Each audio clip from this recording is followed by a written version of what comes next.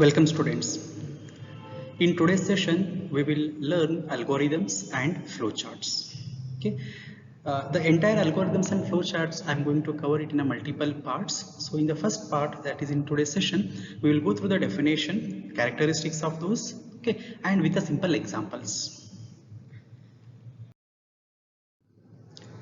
So the algorithm, as we discussed earlier, in the steps of problem solving, we had come across with the two terms, that is algorithm and flowcharts, right? So basically the algorithm means what? It is a solution to a particular problem, and the solution is written in a step-by-step sentences, right? So first let us see the definition of that one, and then we'll try to understand each terminologies used in the definition. So the algorithm can be defined as a finite number of step-by-step procedure to solve a given problem. So let us try to understand each of the terms here. The first one is, the keyword is finite number, okay, and the second keyword is step-by-step procedure. Okay, now we need to keep in mind that we are writing a solution. We are trying to find out a solution for a given problem, right? And how we are providing the solution? By writing certain procedures. Procedures in the sense, each of the procedures will be doing certain tasks there, right? So in order to perform that particular task, we will be writing certain sentences as an example, right? It could be a one particular sentence, I can describe it, right? So the step by step I need to write those sentences or the procedures, and all these steps, whatever I write, they should be a finite in number. Finite in number means at a certain stage I should be able to solve it. It shouldn't go a kind of a infinite steps. Infinite steps means what? There will never be a solution for that. We keep on writing the steps, okay, but we will never conclude the solution there. So the step-by-step procedure what we write, or the steps what we write in the algorithm, it should be a finite in number.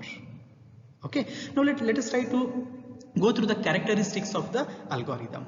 The first characteristics is, it should be a simple and should be understandable, right? Very much, right? We are trying to write the algorithm in order to solve certain problems, and in order to write those particular steps, each of the steps should be written in a simple manner, and when we read through that particular step, it should be understandable. It shouldn't happen like the steps what we write as part of the algorithm should be complex, okay, and it shouldn't create a problem itself, right? So the steps what we write, it should be a very simple and should be very understandable by a person who is going to use it further in order to write the code. Okay, then the second very important is that each step should perform a single task. There could be a number of steps, right? In order to solve a given problem, we can write, say, assume that there are certain 10 steps involved in that. Each step should do one particular activity or one task, right? It shouldn't happen that one step will be doing multiple operations or multiple tasks. If it happens so, then again what will happen? That particular step will tend to get confused or will become more complex, and the solution may not be proper, right? In order to keep the algorithm very simple, so each step should perform a single task. It shouldn't perform more than one task. And the third, which is very important as we discussed in the definition, that is finite number of steps. Okay, the steps whatever we write as part of the algorithm should be a finite set of steps. It cannot happen, it may not happen that we keep on writing the steps and we'll end up with no answer, right? It shouldn't happen like that. Then another important feature of, or the characteristic of algorithm is that it should produce at least one output, right? Obviously we are trying to find out a problem, we are trying to find out a solution for the given problem, and there should be at least one result out of that particular steps, right? At least one result, in the sense the algorithm may produce multiple outputs or multiple results. It can be acceptable, okay? It can produce at least one, meaning is that it may produce one or more than one outputs, okay? And then the last feature is that it should be unique to a given particular problem, okay? So the algorithm means it is a finite number of step-by-step procedures to solve a given problem. It should be simple, understandable, and each step should be doing a single task, and obviously it should consist of a finite number of steps, and each at the end of the algorithm it should produce at least one or more than one outputs, and it should be a unique solution to the given problem. Okay, we will see the examples, then you will come to know the exact picture of how the algorithms and how these characteristics are applicable with respect to that particular algorithm. The algorithm, usually we can have different types of control structures. Control structure says that after which particular step, what step I have to perform, okay, how the arrangement of the steps are done, right? So basically there are three types of control structures. The first and very simple, we call it as a sequence. Sequence means if there are 10 steps, each steps are executed one after the other. For example, let me take an example and try to annotate you. See, now say, so there is one step number 1, then there is a step number 2, then there is a step number 3, okay, then there is another step 4. Assume that there are 4 steps I have written in order to solve a problem as part of an algorithm. The sequence control structure means step 2 has to be performed after performing the step 1. First I need to do the step 1, then I should go to the step 2. So once step 2 is completed, then I can further go to the step 3. Once the step 3 is completed, then I can go to the next step, that is step 4. So step by step execution has to be done. Meaning is that step 2 will be only completed when step 1 is completed. Okay, then step 3 will be taken care, or it will be executed once after this particular step 2 is getting completed. Okay, so step by step sequentially we are executing one after the other. So that type of control structure we call it as an sequence or a sequential structure. Okay, then the second one is called as a branching or a conditional. Branching means, suppose there could be certain conditions may occur in the execution. If the condition is true, then you do certain types of execution. If condition is false, then you don't do those things, do something else. Let us take an example and try to understand this one. Say, assume that there are steps 1, 2, 3, 4, 5 and 6. Assume that there are 6 steps. Okay, now let us say step 1 to 2 is a sequential. That means after completing 1, I will proceed with the 2. Then after completing 2, then I will proceed with the step number 3. So again it is a sequential. Now at the step number 3, based upon certain conditions here, okay, there may be certain conditions. Say I am going to check for if the marks is greater than 60 or no. Okay, assume that there are some conditions. Okay, if marks is greater than 60, I will say that okay, it is a first class marks. If it is less than 60, I may say that it is not a first class marks. So based upon certain condition, I have to perform the next steps. Assume that if the condition is true, then only I will execute step 4.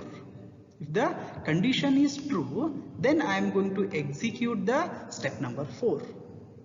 Okay, now what if the condition is false? Then I need to branch it out. Branch it out means if the condition is false, I will not execute 4, but rather I will go and execute step number 5. So when the condition is false, I will be skipping the step number 4 and I will execute step number 5. This is what we call it as a branching. Right? So I will just give a recap of this one. Say assume we consider 6 steps in the algorithm, and from 1 to 2 it is a sequential, and 2 to 3 again it is a sequential, meaning 1 will be executed first, then the 2. After second step is completed, I will go and perform the third step. Now based upon the third step, okay, it may result in a certain kind of a results which gives in the form of true and false. If it is true, I will be interested in doing step number 4. If it is false, I will be doing in the step number 5. Okay, if the condition is true, I will execute step number 4. Okay, then I will proceed further. If it is false, I will skip the 4 and I will proceed with the 5.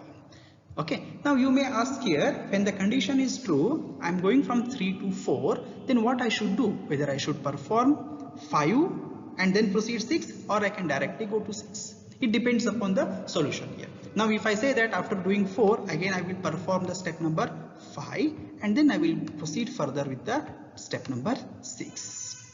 So if you see the execution here, based upon the condition, okay, based upon this particular condition here, if it is true, I will perform 1, 2, 3, 4, 5, 6.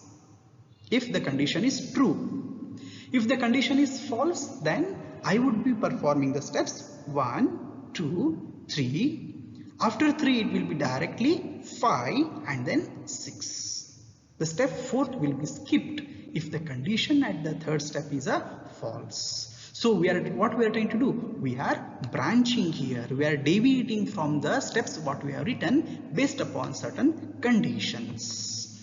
Based upon certain condition, in this case, if the condition is true, proceed further with the step 4. If the condition is false, skip this and then proceed to the next step and perform.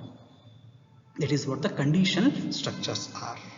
Okay, then we do have one more that is called as an looping or the iterative or a repetitive. As the name suggests, the repetitive means what? Execute the certain steps repeatedly, right? For an example, let us take one more example and try to understand that.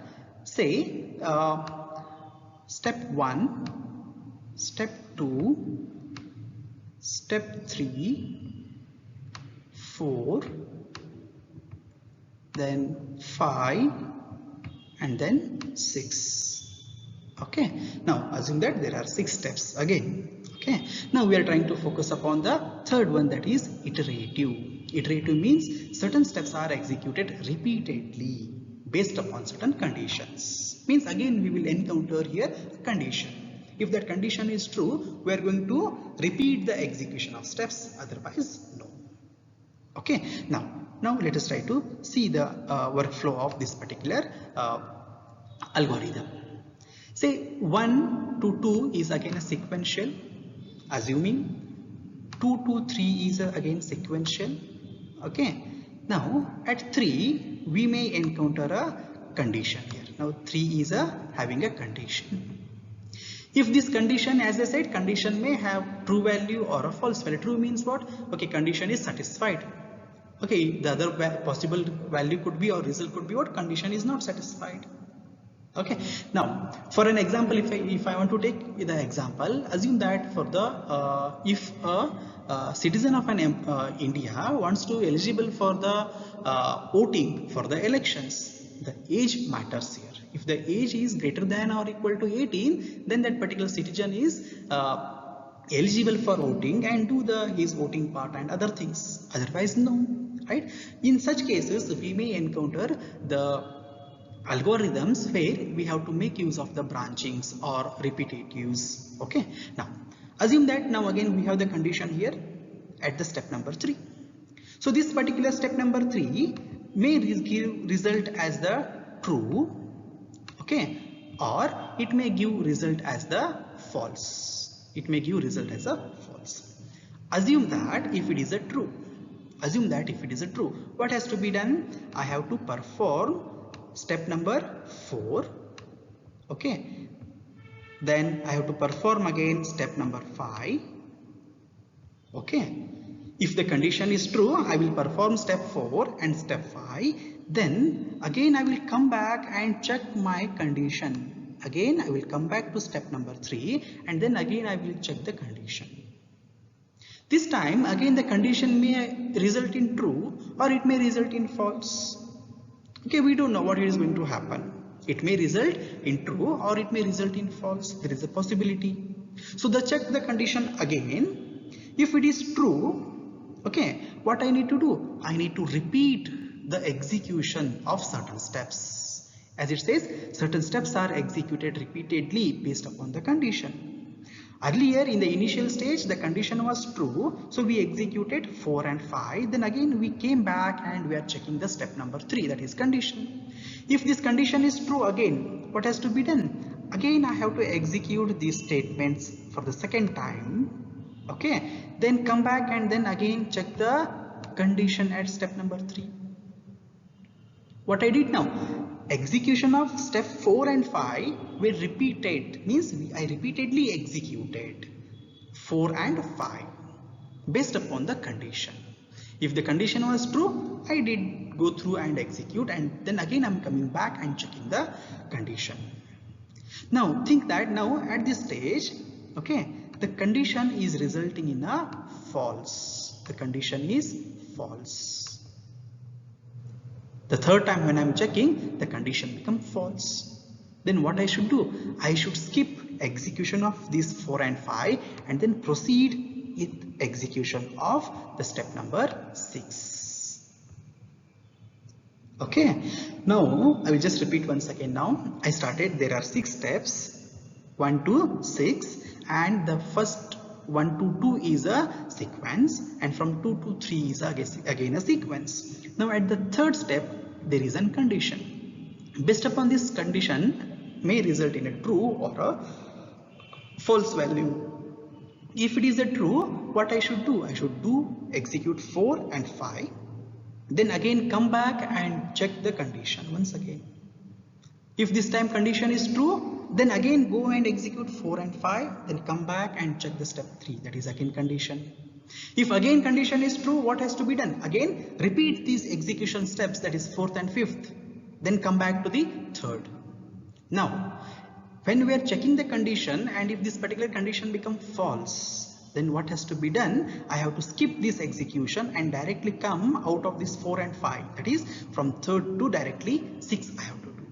So like this, certain steps here, if you notice, certain steps, that is 4 and 5 are repeatedly getting executed based upon the condition. Based upon this particular condition, I'm just repeatedly executing this. If the condition is true, execute them. If condition is false, skip it and then directly go to the step number 6.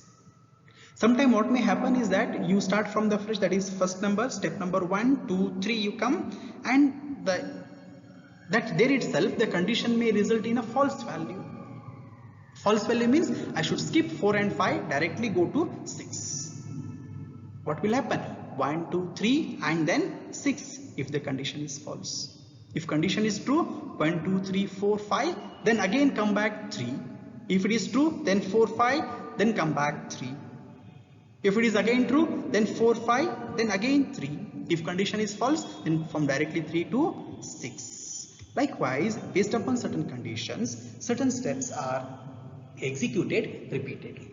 In detail we will study with the examples later. Here I just wanted to give you the flow, how it works. Okay, yes.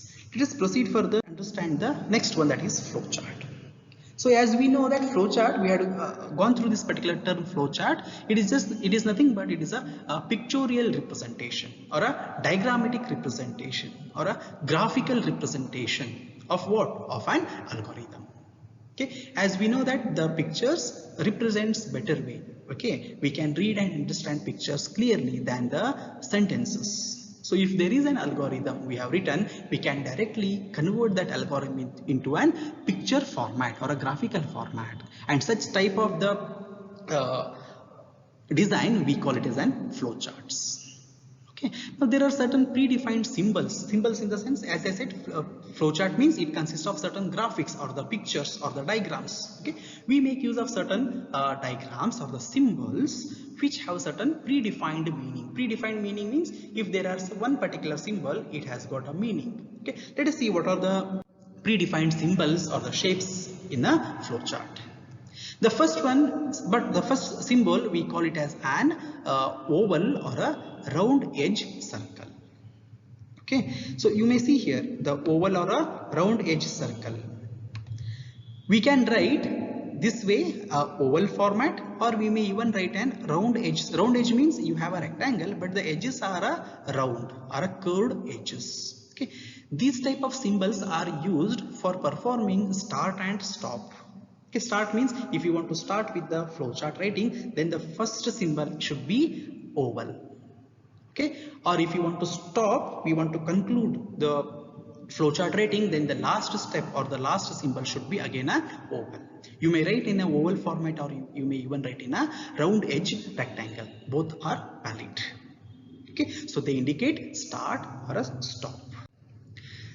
The next symbol or shape is a parallelogram. It's called as a parallelogram. You may see here how it looks. You might be aware about the different types of shapes. I'm not going to teach you or how it looks and all. Okay, see the parallelogram. This particular shape is used for what purpose? It is used for writing the or the representing the steps or the functions which does input or the output operations. Input means if you are providing any type of raw facts to the problem or the program, then those are identified as the input. And similarly, if the program is giving us back certain outputs or the results or the information, those are written again within the parallelogram shape. Okay, then the third is rectangle. So the rectangle is used in order to showcase or represent certain calculations or the assignments. Okay, calculations and assignments means if certain operations I want to perform, say if I want to say x equal to 10, I want to update the value 10 to the x, so that is an assignment. Or if you want to calculate certain formulas saying that area is equals to pi r square, that is a calculation. So such calculations have to be performed within the shape or the shape called as rectangle. Okay, these are basic shapes. The next one is the rhombus or diamond. Okay, while studying the algorithm, there is one particular structure we had seen, that is conditions. Based upon certain conditions, we need to perform certain activities, right? So those conditions are represented in the symbol rhombus or a diamond. What it represents? It represents the functionalities of a decision taking or the comparison. If we want to compare certain values, okay, then we make use of the symbol called as rhombus or the diamond. The next one is called as the preparation or a hexagon. Okay, the geometrical name is a hexagon, but in a flowchart we call it by the name preparation. Okay, this particular shape is used for the functions iteration. Okay, they're very important. The earlier we had seen, right, the looping or iterations, execution of few steps. If it is repeated, then it is represented as an hexagon. Okay, then the next one is predefined process. Predefined process means this particular shape is used for doing certain type of activity which are already known to us. Okay, we will study in detail about this one once we touch upon something called as a user defined functions, okay, or the subroutines. Okay, the next is the circle. Basically this circle is used for making the continuation. Suppose say that you started writing the flowchart and one page you have completed and you want to continue from the next page, right? In order to show this continuation, we may just draw a circle and represent some given name, label for that.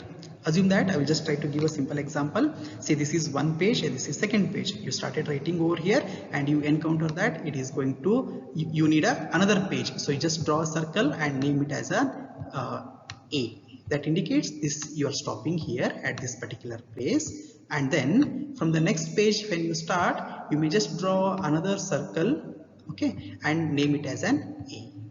So what it indicates is that you are just continuing from one particular place or one page to the another page. Okay. Even within a page also you may use the symbols. I will explain those things when we encounter certain type of examples. So basically this circle is used for what purpose? It is used for showing the continuation to or from one particular place to the another place.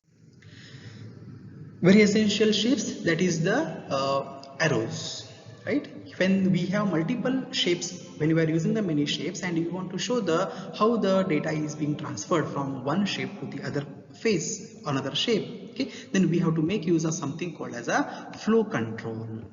Okay, those flow controls are used using the arrow marks. Okay, we can use up arrow indicates from here to there the control is happening, control is moving. So in all the direction, 4 directions, we can make use of the arrows in order to represent the flow of control.